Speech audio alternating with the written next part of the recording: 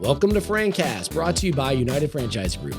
I'm Chad Palmer, and today we're going to be talking about all things franchising, what it is, how it works, and how to think about it the right way with real talk about franchising. Joining me today is Austin Titus, president of Accurate Franchising. Austin, thanks so much for being here today. Yeah, thanks for having me, Chad. Yeah, appreciate your time.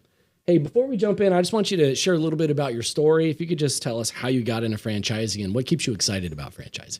Yeah, absolutely. So a little bit about myself. I was kind of born into franchising. My father started Sinorama in 1986 and built up Sinorama, and through the years in between 1986 and today has built up many different franchise brands. And my start really got going with Sinorama and Fully Promoted locally. Working with franchisees and actually understanding the business from that side of things. And then when I got into corporate, all of my background is in franchise sales, franchise marketing, brand leadership, and emerging brands. And so I actually ran our franchise development department for a few years, where I oversaw all of the franchise sales advertising side of things. I know you know a lot about that, Chad, and became the president of our emerging brands division, where my role was to take some of the brands that United Franchise Group was acquiring or had early stages and kind of develop the systems and processes of those brands and help them build those brands up to a certain point. And then once it reached a certain point, I'd plug it into one of our divisions and I move on to the next one. So I did that for a few years, ended up becoming the president of a couple of those brands specifically. Went through a couple different exits with some of those emerging brands as well, which kind of led me to where I am today as the president of Accurate Franchising, which, if you look at it, all of my background kind of perfectly fits the bill of franchise consulting, franchise development, and building startup and emerging franchise brands. So it kind of is a perfect fit for me. Yeah, with that deep background in history and franchising, it's like the perfect setup. It's great. Yeah, very excited. Hey, so for listeners that are new to franchising, how would you just explain what franchising is, just in plain English?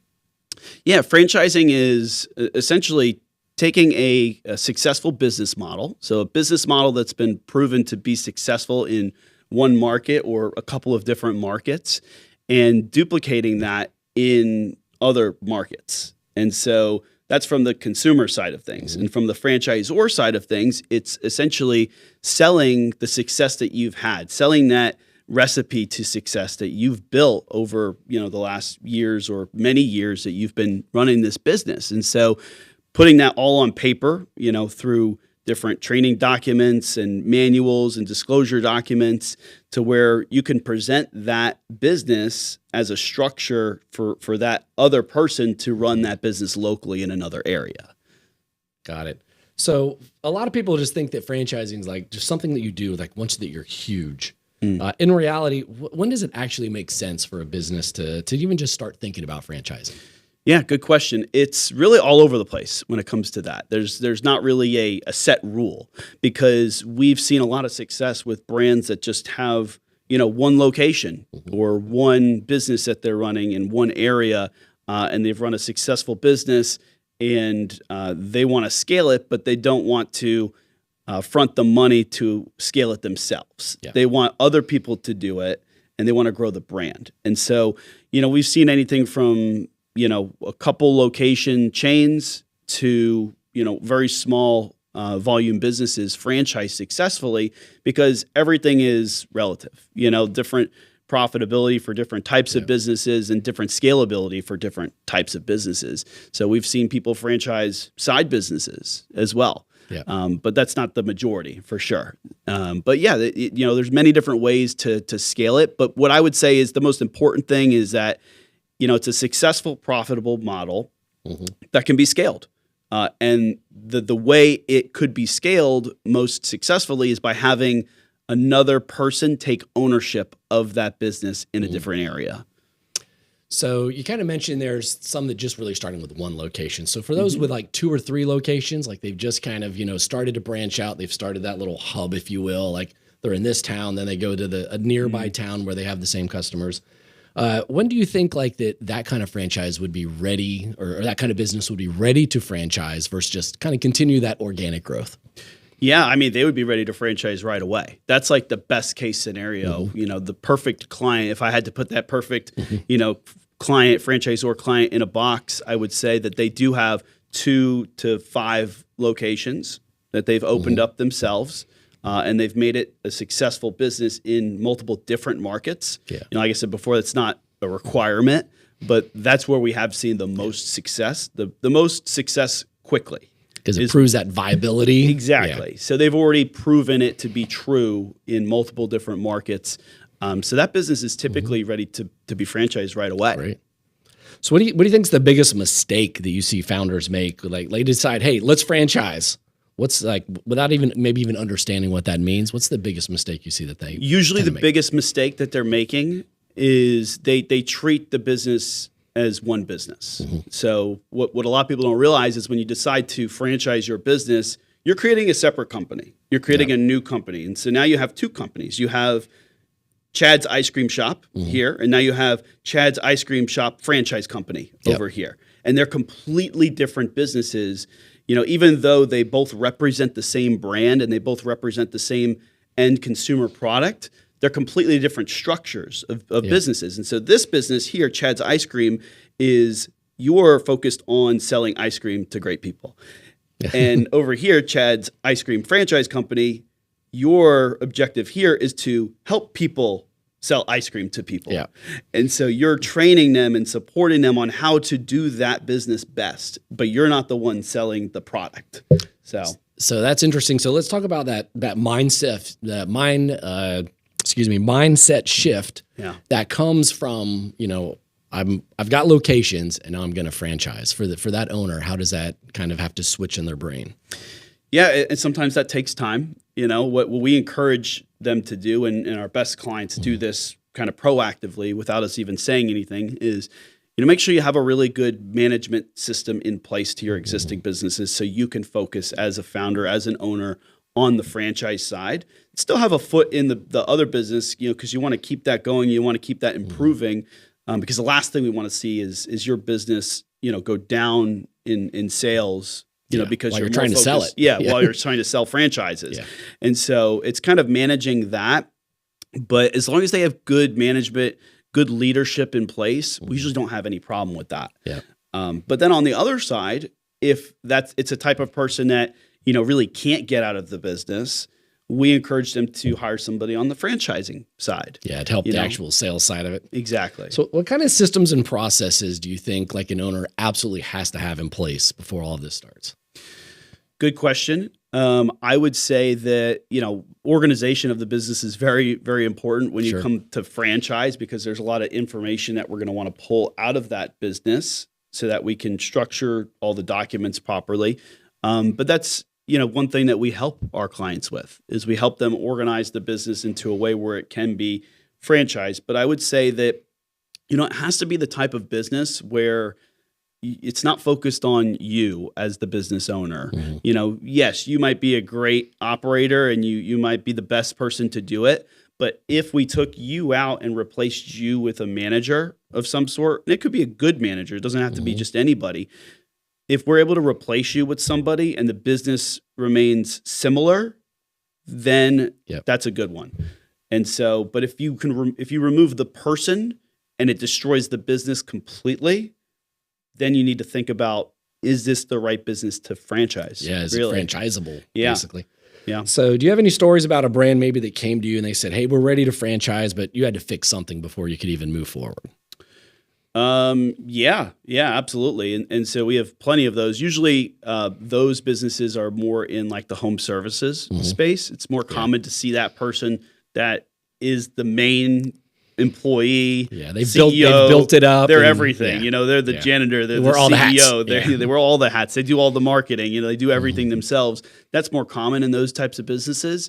But you know, we'll help them come up with a plan to structure it. You know, because our process to turn a business into a franchise takes about 120 days from start to finish. And so we do have some time. It's a pretty quick process, but we do have some time to help kind of fix some of those structures as we're moving forward with the development process.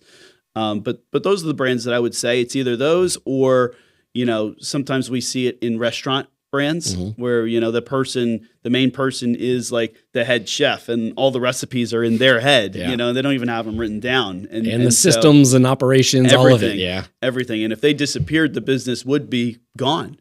And so we've taken businesses like that and helped them put the systems in process to where they're training a manager, they're bringing them on board. And this is actually a good thing to go through as part of our exercise of turning the business into a franchise, because we can do something along the lines of like, as they're training this new manager, we're coming up with the training guide. Yeah. And so they're kind of creating the training guide together, recipe guide, training guide, manual, all of that stuff together.